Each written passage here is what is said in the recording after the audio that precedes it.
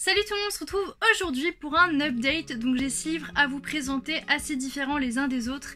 Et on commence avec Parole d'honneur de Leila Slimani et Laetitia Corrine, Le vide de nos cœurs de Jasmine Warga, Dans l'esprit des meurtriers de Paul Roland, Un manoir pour refuge de Ena Fitzbell, et pour finir ce très gros bébé qui s'appelle Speak d'Emily Carroll. Donc nous allons commencer par Parole d'honneur de Leila Slimani et Laetitia Corrine.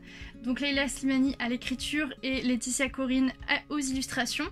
Donc c'est un livre qui dénonce les conditions des femmes au Maroc et je l'ai découvert sur la chaîne de Lilia qui en a très bien parlé, je vous mettrai le lien en barre d'infos. Et du coup j'avais très envie de découvrir cette petite BD.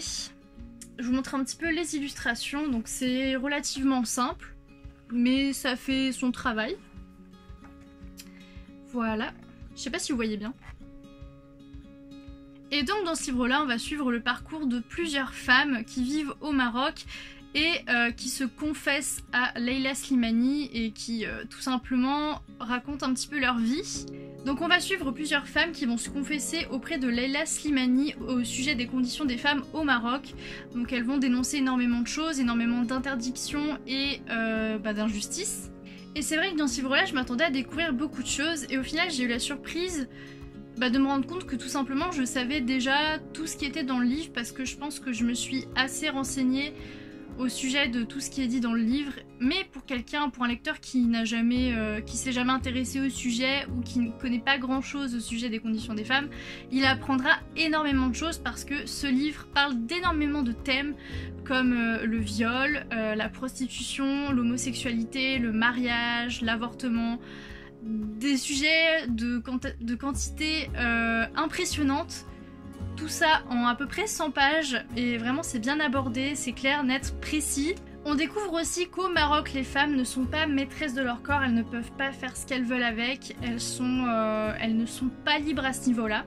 Et ce que j'ai vraiment apprécié, c'est que c'est un livre qui dénonce beaucoup de choses, beaucoup d'injustices, mais toujours avec une pointe de bienveillance en rappelant bien que tous les hommes ne sont pas méchants, tous les hommes ne sont pas cruels.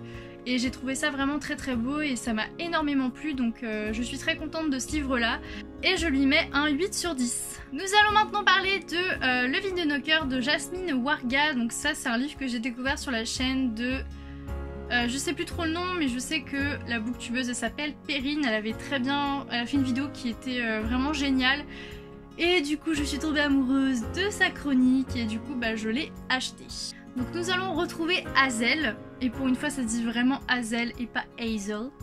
Voilà, donc c'est Hazel qui veut se suicider pour une raison bien précise, sauf qu'elle n'a pas le courage de le faire toute seule, et elle découvre un site qui s'appelle Smooth Passages, et le but en fait c'est de trouver un partenaire de suicide, de passer à l'acte à deux, et voilà, pour vraiment aboutir au suicide en fait. Donc elle s'inscrit sur ce site et elle trouve un partenaire, donc Frozen Robots.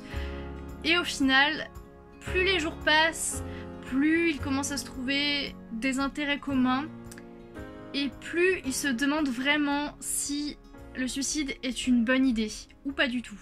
Donc je vais commencer par la présentation des personnages qui sont vraiment tous les deux très différents.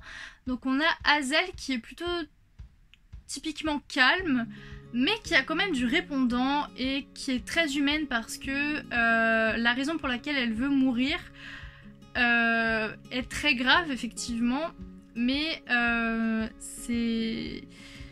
comment dire, c'est pas...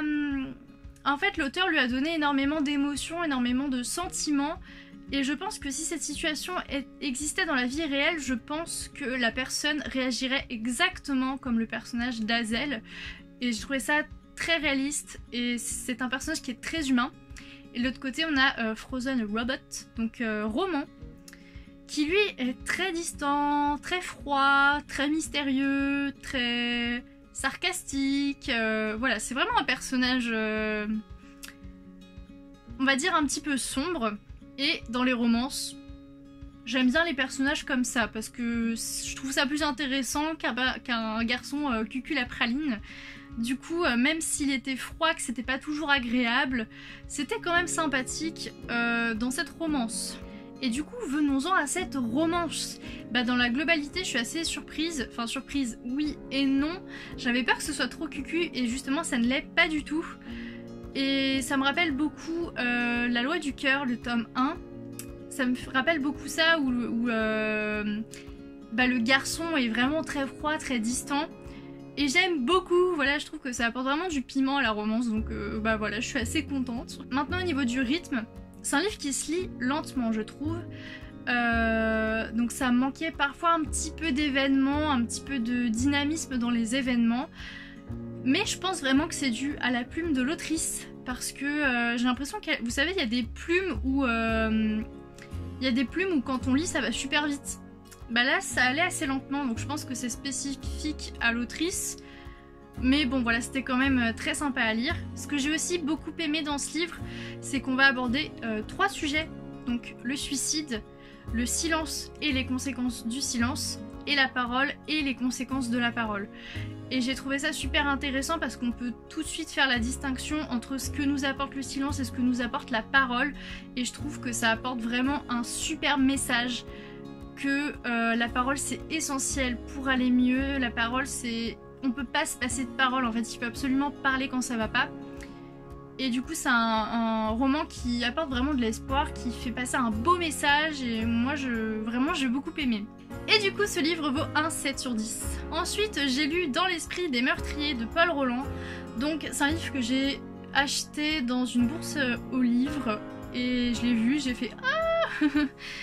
Je trouvais ça super intéressant, donc en fait on va vraiment être au cœur de la psychologie des criminels, voir comment ils fonctionnent, et par exemple avec très peu d'indices, par exemple une scène de crime, à partir de ces indices, eh bien définir à quoi peut ressembler le criminel, quel comportement il peut avoir, quelle personnalité il peut avoir, quelle vie il peut avoir, et enfin tout ça en fait pour remonter jusqu'à sa trace. Et je trouvais ça très intéressant. Donc c'est un livre qui est vraiment centré sur le profilage. J'en avais déjà entendu parler mais je savais pas vraiment ce que c'était, et du coup c'est un livre qui m'a donné absolument toutes les réponses que je cherchais. Et c'est vraiment bien axé sur la psychologie des criminels. Donc on a plusieurs catégories de crimes et de criminels. On a différents types de personnalités, différents types de fonctionnement, et c'est super intéressant. À chaque fois, les exemples sont illustrés avec des affaires criminelles pour analyser, pour permettre au lecteur de mieux comprendre ce qui est dit dans le livre. Et ce n'est pas un livre à mettre entre toutes les mains, tout simplement parce que si vous êtes trop sensible, si vous avez un petit peu peur de tout ce qui est affaires criminelles et tout ça, il faut pas le lire. Il faut pas le lire parce que ça pourrait vous choquer si vous êtes sensible, et il y a aussi des photos à l'intérieur, donc c'est peut-être pas recommandé si vous êtes trop sensible à ça. En tout cas, moi j'ai vraiment apprécié ma lecture, j'ai appris énormément de choses, je suis très contente parce que j'ai acquis tout ce que je recherchais, et du coup ce livre vaut un 8 sur 10. J'ai ensuite essayé de lire Un manoir pour refuge de Henna Fitzbell, donc c'est un livre que j'ai dans ma pile à lire depuis 2014, donc ça fait très longtemps. Et j'étais vraiment impatiente de le lire. Le petit problème qui s'est posé, c'est que j'ai pas réussi à me mettre dans l'histoire parce que j'étais complètement perdue au niveau des personnages, au niveau des actions, de ce qui se passait, et du coup j'avais en fait cette sensation, enfin j'avais pas envie de retourner dans ma lecture, et en fait je me suis dit qu'à partir du moment où on n'a pas envie de retourner dans sa lecture, c'est qu'il y a un problème, c'est que ça va pas, et ça vaut peut-être pas le coup de se forcer pour peut-être tomber dans une panne de lecture. Parce que moi mes pannes de lecture durent très longtemps, hein, voilà.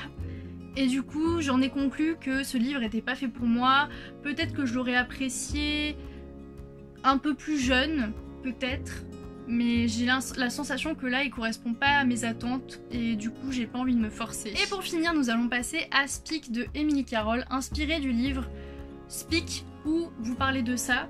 C'est le même livre avec 2 titres différents de Laurie Halse Anderson.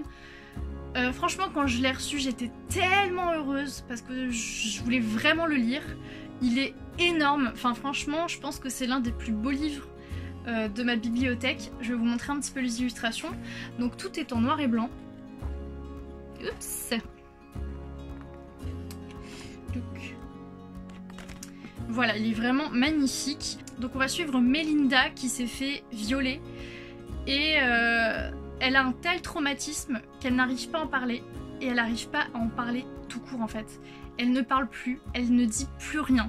Alors il faut savoir que ce livre-là, je l'ai lu en roman, j'avais pas aimé du tout. Et en fait, je pense qu'une même histoire, eh bien, est complètement différente sous 2 formats différents. Donc le roman, je l'ai pas aimé, mais alors la BD, j'ai trouvé ça vraiment très intéressant. C'est une histoire qui me plaît mieux en BD qu'en roman. Donc comme je le disais, les dessins sont magnifiques, je vous les ai montrés, hein, c'est en noir et blanc, c'est magnifique. Et je trouve vraiment que ça... Le noir et blanc, ça apporte vraiment quelque chose parce qu'on est quand même sur un thème très difficile, donc le viol. Et je trouve vraiment que ça matche super bien. Ensuite, ce que j'ai beaucoup apprécié, c'est que dans ce livre-là, on va suivre l'évolution de Melinda, donc cette adolescente qui ne parle plus parce qu'elle est traumatisée et qui peu à peu va se transformer, qui va devenir forte, remonter la pente pour affronter tout ça. Moi, j'appelle ça de la force. Et du coup, on va suivre Melinda dans son évolution. Et pour moi, ça apporte vraiment un message d'espoir. Chaque évolution positive apporte vraiment un message d'espoir. Donc, les 3/4 du livre, il se passait vraiment pas grand chose. Et c'est vraiment sur la moitié, le quart du livre, de la fin du livre, pardon, que ça a commencé à bouger, ça a commencé vraiment à devenir intéressant. Et vraiment, quand j'ai lu les dernières planches, alors là, émotion à 1000 à l'heure, j'ai ressenti plein de choses, j'avais vraiment les larmes aux yeux. Et à la fin du livre, ce que je trouve vraiment incroyable, ce que je trouve génial, et je pense que ça devrait être dans tous les livres qui parlent de viol, c'est qu'il y a des numéros d'urgence. Voilà, il y a des numéros d'urgence avec les descriptions, à quoi correspond le numéro, ce qu'on peut faire avec, et tout ça, je trouve ça génial. Et c'est super triste à dire, mais ce qui m'a vraiment le plus touchée dans ce livre-là, c'est les numéros d'urgence, parce que même si je sais que le viol c'est réel, c'est vraiment quand tu vois les numéros d'urgence que... Enfin, c'est vraiment quand j'ai vu les numéros d'urgence que je me suis dit... Voilà, ça arrive vraiment, il y a vraiment des gens qui vivent ça, et voilà. Donc voilà, c'est un très beau livre, triste forcément, avec un beau message, et franchement, je suis ravie de l'avoir lu, de l'avoir redécouvert sous cette forme, et pour moi il vaut un 7/10. J'espère que cette vidéo vous a plu, je vous fais des bisous, salut!